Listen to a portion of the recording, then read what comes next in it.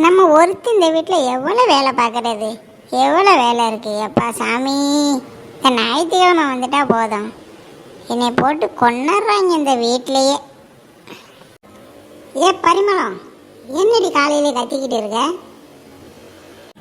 எது கத்திக்கிட்டு இருக்கேண்ணா? என்னை பார்த்தா நான் லூஸ் மாதிரி தெரியுதாங்க உங்களுக்கு? நான் ஒருத்தி இந்த வீட்டில் எவ்வளோ வேலை தாங்க செய்கிறது. ஏன்டி இப்போ இவ்வளோ டென்ஷன் படுற? உன்னால் முடியலைன்னா நம்ம பொண்ணு சுஜியை வந்து கொஞ்சம் கூட மாட ஹெல்ப் பண்ண சொல்ல வேண்டியதானடி? எது சுஜியா?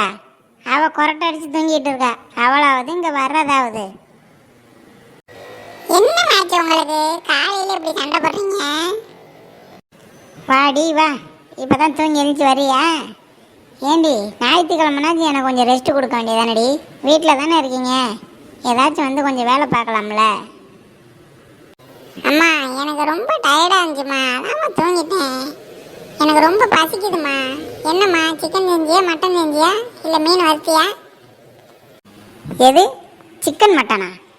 ஏண்டி உங்கள் அப்பா ஒரு ஆள் முடியாதவர், அந்த உடம்பு வச்சுக்கிட்டு வேலைக்கு போய் எதோ அன்னன்னைக்கு காசு சம்பாதிச்சு கொடுக்குறாரு. அதை வச்சு நான் கொஞ்சம் மிச்சம் பண்ணி குடும்பத்தை நடத்திக்கிட்டு இருக்கேன். உனக்கு சிக்கன் மட்டன் கேட்குதோ? ரசம் வச்சுருக்கேன், உருளைக்கிழங்கு தொட்டுக்கா பண்ணியிருக்கேன், அதை போய் சாப்பிடு போ. எது ஞாயிற்றுக்கிழமை அதுமா ரசமும் உருளைக்கிழங்கு தொட்டுக்காமா? ஐயோ, எப்போ பார்த்தாலும் இதே செய்யறியம்மா. இருடி, உனக்கும் கல்யாணம் ஆகும்ல, எந்த இளிச்சவாயன் உனக்கு இந்த மாதிரி கறிமீன் ஆக்கி போடுறான்னு பார்க்குறேன். அப்போ தெரியும்டி என்னோட கஷ்டம் என்னன்னு.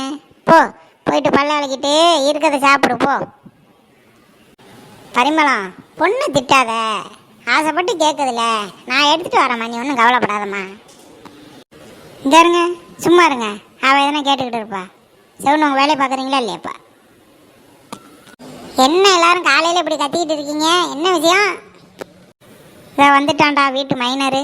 இந்த ஞாயிற்றுக்கிழமை விட்டுட்டா போதும், பயலை கூட காலையில் ஊர் சுத்த போயிடுறது, கரெக்டாக திங்கிறதுக்கு வந்துடுறது. போ அம்மா, கத்திக்கிட்டே இருக்காதீங்கம்மா, எனக்கு ரொம்ப பசிக்குது. நான் தான் பாதியிலே வந்துட்டேன் விளாடாம கூட. வீட்டுக்குள்ளே வரும்போதே மீன் வாசனை ஆலோசமா தூக்குனுச்சு.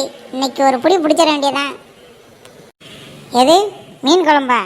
மீன் குழம்புலாம் வைக்கல, ரசமும் உருளைக்கிழம்பு தான் வச்சேன். மீன் குழம்பு பக்கத்து வீட்டில் வச்சுருப்பாங்க, அந்த வாசனை வந்திருக்கும். சரி, போயிட்டு இருக்கிறத சாப்பிடுங்க போங்க. எது ரசமா?